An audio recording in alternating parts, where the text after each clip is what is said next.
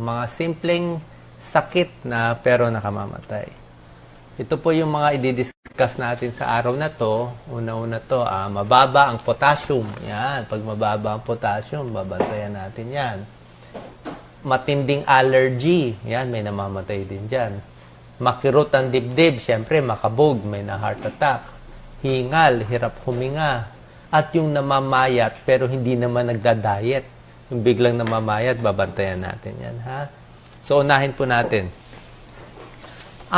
Merong mga Pilipino, mababa ang potassium. Hindi natin alam bakit mababa ang potassium, eh. At itong pagbaba ng potassium ay pwedeng makamatay. Kahit sa ospital, marami na ako nakikita nito. Palagay natin kung sobrang init, pinapawisan, mababa potassium. Yung iba, nagtatae, pawis ng pawis, babagsak din potassium. Pero may mga tao talagang parang pwedeng may sakit sa kidneys or pwedeng wala lang cause. Like to si Doc Lisa, medyo mababa ang potassium niya. Kailangan niya uminom ng potassium supplements. Para malaman kung mababa ang potassium ninyo, ang pinakamaganda talaga sa lahat, magpapa-blood test tayo. Mura lang ang blood test, baka 50 pesos, 100 pesos lang. Pakuha ng dugo, papacheck potassium, makikita kung mababa. Kung mababa, kailangan ng pagbabago sa pagkain at gamot. Pakita natin, ha. Ito ang causes, ha, bakit bumababa ang potassium. Tignan nyo po, ha, baka meron kayong kamag-anak. Yan, sobrang nagtatae, diarrhea, kulang ang pagkain sa mga prutas, gulay, bumabagsak din ang potassium. Meron mga sakit sa tiyan, bumabagsak din ang potassium. Ito po ay sobrang delikado ang mababang potassium. Yan, ha. Yung mga nagsusuka, pwede rin bumaba ang potassium. Ibig sabihin, nauubos yung sustansya ng katawan, eh. Yan, yung mga may... Ito po ang mga sintomas. Papakita ko sa inyo mga symptoms, ha. Ang symptoms, kung mababa ang potassium, yung malala na, nanghihina ang paa. Parang walang lakas ang paa. Unang-una, yung paa mo na, walang lakas. Tapos yung binti, parang hindi makalakad, weakness, fatigue. Yung tiyan, mabagal ang galaw. Tapos, sa paghinga, minsan nahihirapan. Parang mahina. Kahit yung pulso, humihina din.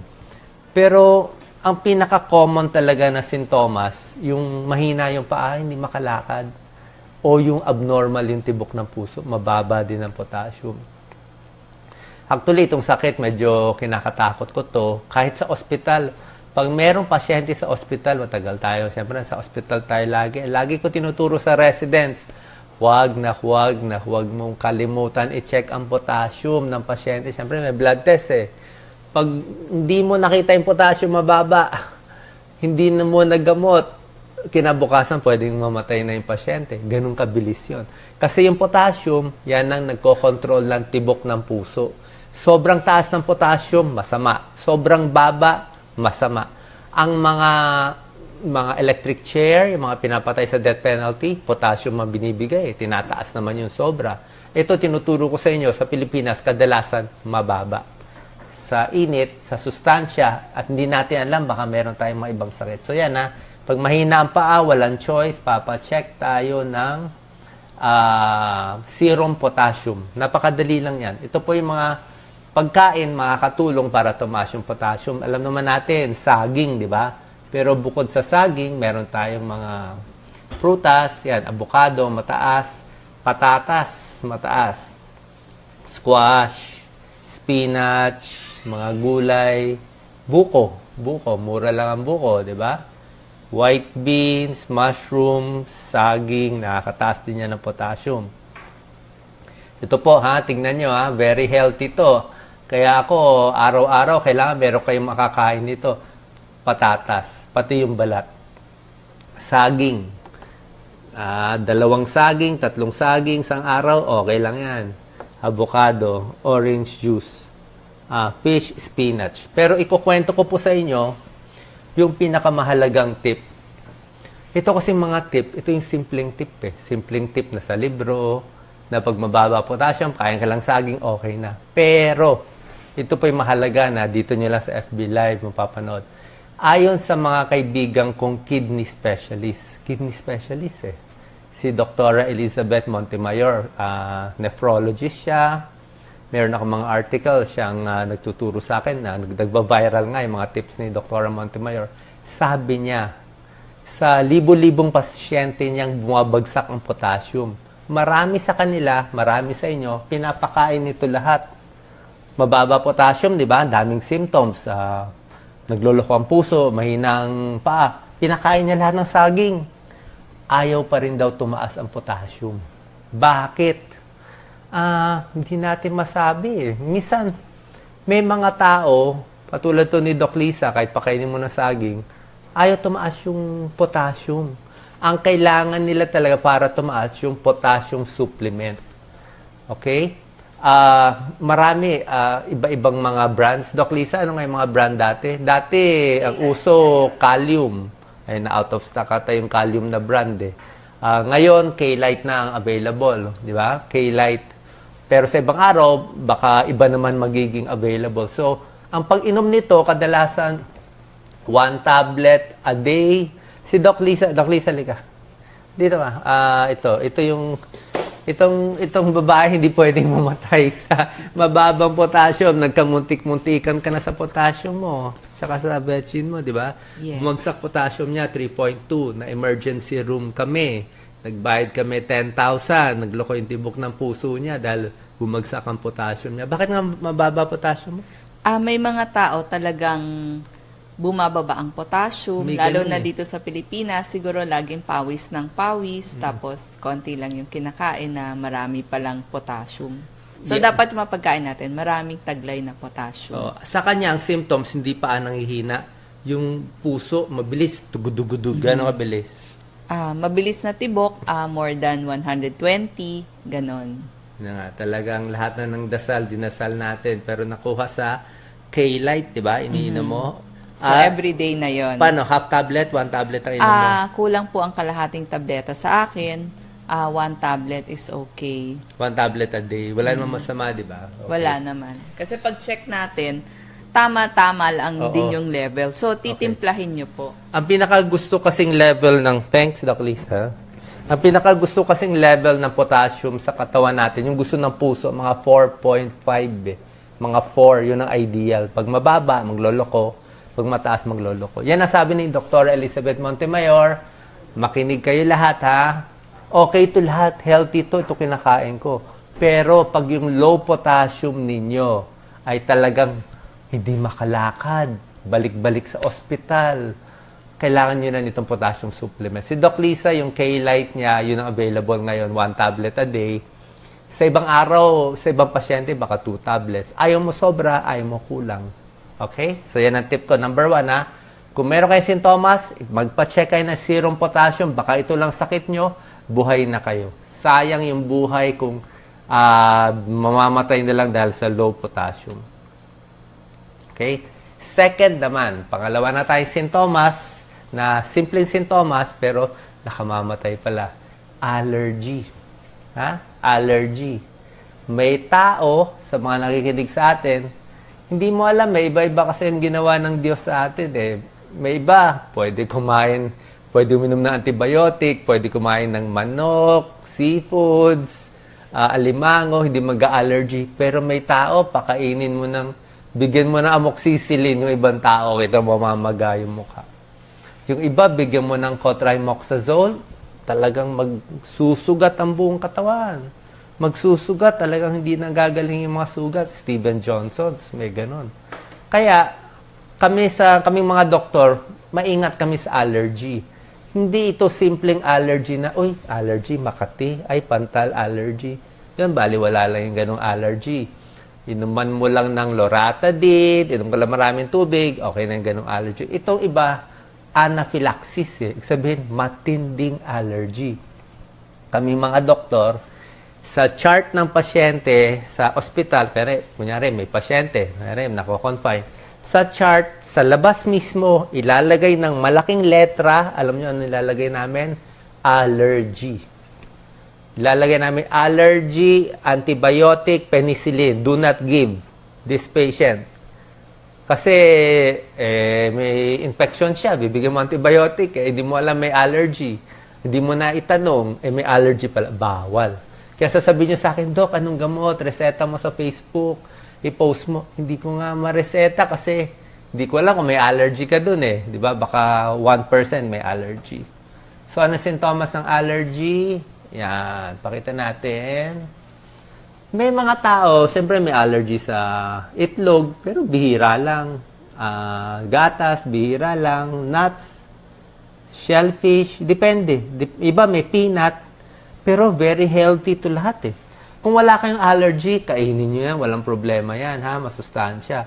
Pero kung meron kayong nakain, nakita nyo, nagpantal-pantal siya, oh. Ganito ang allergy, oh. Namaga yung mata, oh. Kita nyo, oh. Paga yung mata, oh. Okay lang kung ganyan lang, tsaka magalang sa mata, mabubuhay pa yung pasyente. Pero pag umabot na tayo sa hingal, ito na yung mga hindi magandang sintomas ng allergy. Pag umabot na kayo dito sa coughing, inuubo na, humuhuni na, hindi na makahinga, chest pain na, alam niyo naman yung masikip yung paghinga, di ba? Yung masikip, yung may tunog eh. Parang sabi nga nila, parang humihinga ka sa straw eh. Pag hirap na, matindi allergy, dadalhin sa ospital.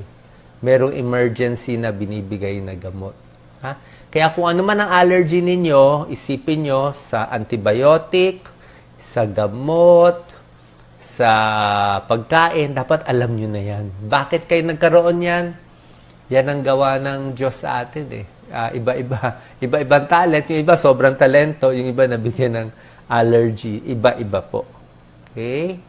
So, pag sa hospital, binibigyan ng epinephrine shots, adrenaline shots. Ha? So, tandaan nyo ha, ang gusto ko, number 1 kanina, potassium nyo, kailangan normal. Ako, so far, normal naman. Si Doc Lisa, alam ko na mababa, kaya babantayan natin yan lagi. Kayo, ipacheck po serum potassium. Next, kung may allergy or wala. Ako, ang allergy ko, Doc Lisa, sa mga sunblock. Pag makapal yung sunblock, namumula ako. O yung pag uminom ako na isang minsan, kung antibiotic tapos walang laman ng tiyan, masyado matapang, medyo parang nangangati din. So isipin nyo, kung kayo ay may ganong allergy, iwas na kayo, ha? Okay. Ito, pangatlong sintomas, kala mo simpleng sintomas, pero nakamamatay pala. 4 lang itong ituturo ko. Ito na number 3. Okay? Ito, masakit sa dibdib. Ito talaga pinaka-common. Number 1 cause of death sa Pilipinas ay heart attack.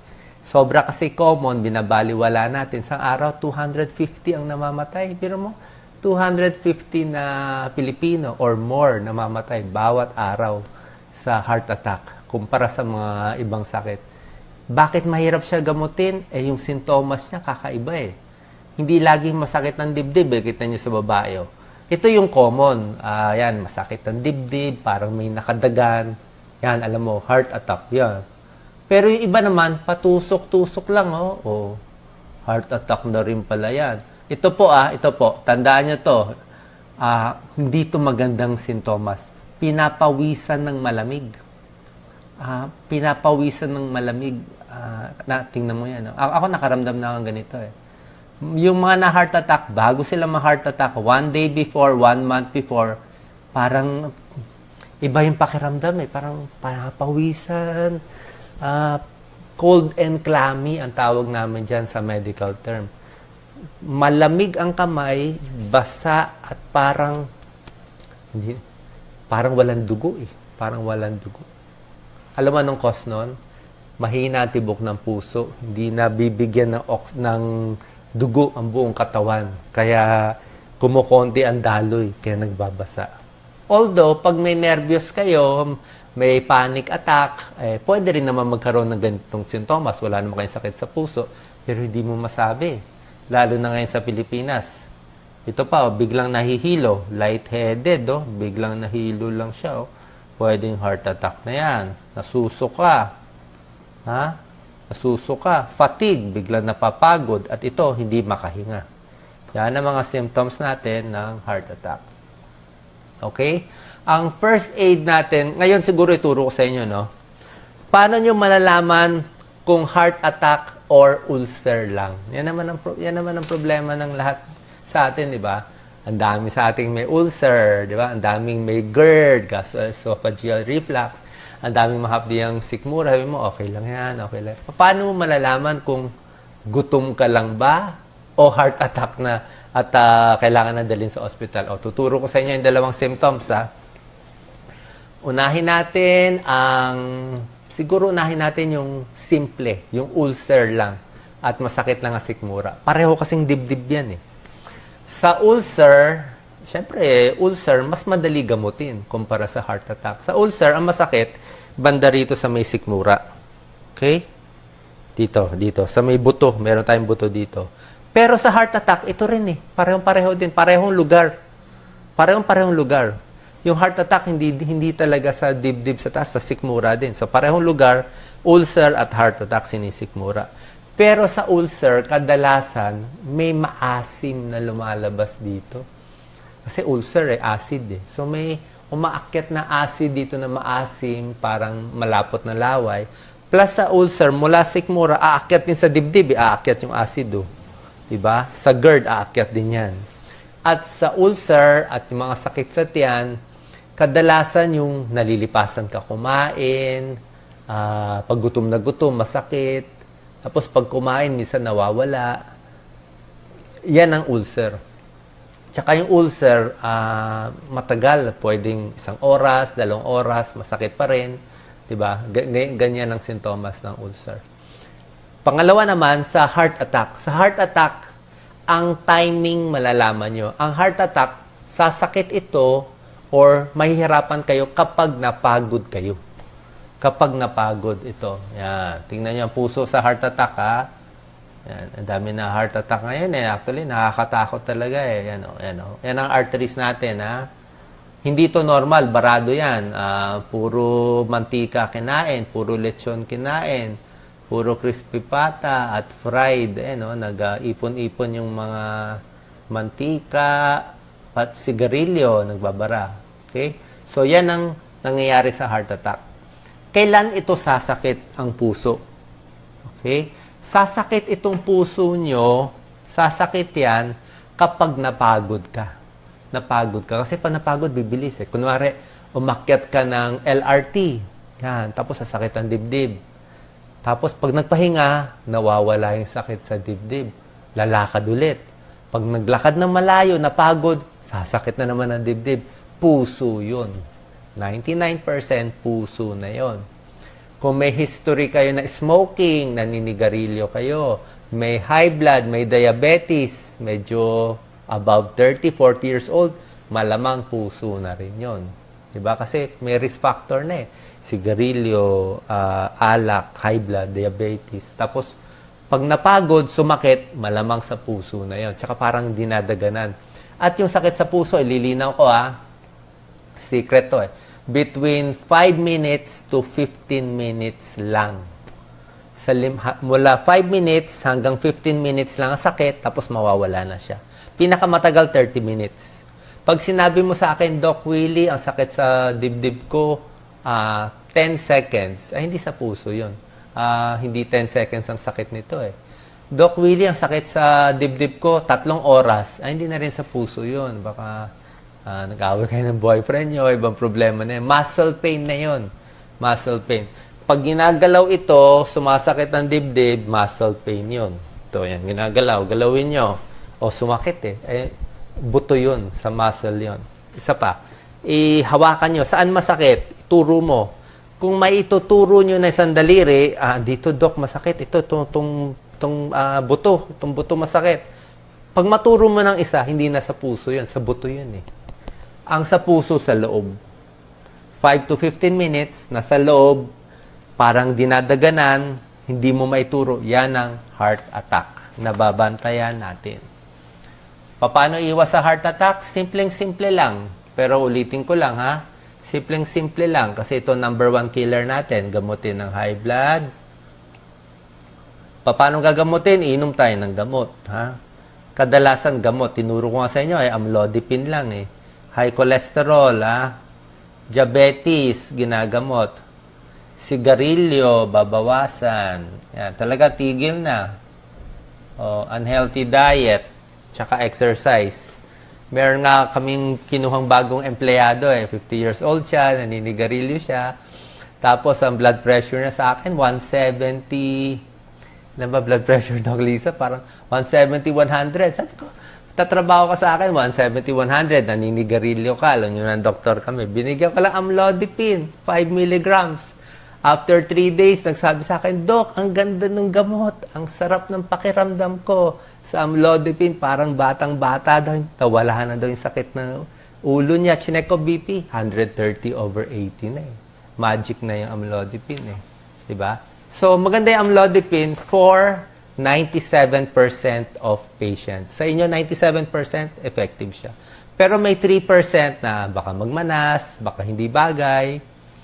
Sa umpisa din, medyo sumasakit ang ulo. May mga first 2 days, may ganung nararamdaman. Pero afterwards, gaganda na pakiramdam nyo. Okay? Tapos, yung sa kirot ng dibdib, ito rin ang binabantayan natin. Palpitasyon. Hindi lang masakit ng dibdib, ay palpitasyon. Ito, makabog. Ano, ang bilis ng kabog. ECG yan eh. Ang bilis ng kabog. Ako, meron din akong kabog sa dibdib. Meron akong konting mitral valve prolapse. Nakita namin sa 2D echo. Pag ang kabog nyo ay simpleng kabog lang, hindi naman kayo nahihilo, okay lang siguro. Pero pag nahihilo, pag nawalan ng malay, ito po lahat na nakikinig sa aking mga sa FB Live, kung meron kayong kakilala, kaibigan na nawalan ng malay, loss of consciousness, kailangan talaga pa-check sa doktor. Hindi pwedeng hindi. Pwedeng nagdadrama lang, kunwari nawalan ng malay, pero bihira lang yun eh. Pag nawalan ng malay, ang iniisip namin agad, nagloko yung tibok ng puso. Nagloko. Bumilis. At nagkulang ng dugo sa utak, bumagsak siya. Delikado po yun. Kasi pag hindi nagamot, may namamatay. Okay? Tapos, ito po kanina lang kasi galing ako sa isang lecture on basic life support Paano nyo malalaman kung ang isang tao buhay pa o hindi? Actually, hindi yan simple, di ba? Meron kayong aksidente, nakita, nakahiga yung tao. Tulog lang ba siya? Buhay ba siya? Ang iba ang ginagawa, i-check yung pulso dito, di ba? Iba, i-check pulso dito. Pwede rin, pero hindi siya 100%. Yung iba, pulso, may pulso din dito. Ako hindi ko chine-check dito Ang number 1 na pulso na chine-check ko, ang pulso sa leeg. Ito, carotid. Pero isa lang ang hahawakan nyo, kaliwa o kanan. Ito po. Itong pulso ang hindi nawawala. Habang buhay ang tao, never nawawala ang pulso sa leeg. Pwede nyo hawakan yan. Pwede nyo hawakan, pero isang kamay lang ang panghahawakan nyo, mga 5 seconds lang yan, yung pulso. Hindi yan nawawala. Pag nawala ang pulso, patay na yung tao. Kasi, yung pulso sa ibang parte, pwede mawala. Ang pulso sa leg, hindi mawawala. Alam nyo bakit? Number 1 ang utak Alam ng katawan, mawala na lahat ng dugo sa ibang, kaya nga namumuti ang kamay, minsan wala ng dugo, okay lang yan, huwag lang mawawala ng dugo ang ulo. Pag nawala ng dugo ang ulo, collapse, patay yung pasyente. So, carotid, yan ang chinecheck natin. Okay? Para malaman. Ngayon, second to the last slide, paano malalaman kung masama yung palpitasyon ninyo? Okay? Siyempre, sasabihin na iba, pa-check mo, pa-check sa doktor. Alam naman natin, mahal magpa-check, mahal ang 2D echo, mahal ang Holter. Abutin kayo 3,000, 5,000, papasa Diyos na lang natin. Pero, bago tayo mabot doon, may shortcut ako para sa inyo. Niisip ko yung pang mahirap style Pag ang palpitasyon nyo nandito sa kaliwa, pwedeng hindi magpa-check up. Para sa akin dito, ititipirin natin, pwedeng hindi magpa-check up. Pero pag ang palpitasyon nyo sa red, kailangan magpa-check up. Okay? Dito sa kaliwa. Pakita muna natin yung okay. Ang okay dito, ibig sabihin, normal ECG mo. Tsaka normal ang X-ray mo. Parang X-ray mo, okay naman. ECG mo, okay naman. Tapos, wala kang history. Wala sa pamilya mo na heart attack. Wala kang tatay, kamag-anak na namatay na maaga. Diba? Parang healthy ka naman. Wala ka namang hindi naninigarilyo, Yung x-ray mo, okay naman yung laki ng puso, ECG mo, okay naman. Minsan may pagkabog-kabog lang, tingin namin, maliit ang chance ang mamamatay yung patient pag nandito ka. Low risk eh. Low risk siya. Okay? So, pag nandito kayo, wala tayong budget, sige, di kahit ano muna, ingat-ingat lang. Bawas sa kape, bawas sa stress, bawas sa sobrang pagod. Okay. Ngayon naman, ito yung kailangan magpa-check up na kahit walang pera, wala tayong choice eh. Kasi baka tagilid. Ito may pula. Pag yung nawalan ng malay, ito po yan, syncope. Syncope is nawalan ng malay. Ano, choice tayo. Pag yung puso may sira, heart enlargement, malaki ang puso, hindi na maganda. Malaki na ang puso, mahina ang puso, may kabog pa, ay baka biglang mamatay. Ito po, sudden death to eh, SD. Sudden death. Yan. Refer to cardiology, ASAP. ASAP is as soon as possible. O sabi na iba, ASAP, always say a prayer. ASAP din, di ba? Tapos, meron pa ako napakahalagang tip. Napakahalagang tip. Hindi nyo ito maririnig siguro sa iba. Alam ko, sinasabi sa inyo, sino mahilig mag-jogging, mag-running, mag-triathlon? Di ba healthy yan? Healthy. Kaya lang, meron na nakikita ngayon na nababalita, marami-rami na ang namamatay habang nagmamarathon. Sa US, nababalita. Dito sa atin, bawat triathlon dito na event, may isa namamatay, may dalawa namamatay. At ang mga namamatay, tatakbo sila ng mga 10 kilometers, 20 kilometers, di ba? Ang mga namamatay, walang high blood, walang diabetes, hindi naninigarilyo. Healthy talaga sila. Healthy sila. Tumakbo lang sila ng 20 kilometers, doon bigla namatay. At usually, edad 40 pataas. Ano ibig sabihin nito? Ang ibig sabihin nito, para sa akin baka ibang doktor, hindi pareho ang opinion. Pero para sa akin, basta above 40 years old ka na, kahit healthy ka pa, hindi ka naninigarilyo, wala kang bisyo, talaga mabait ka.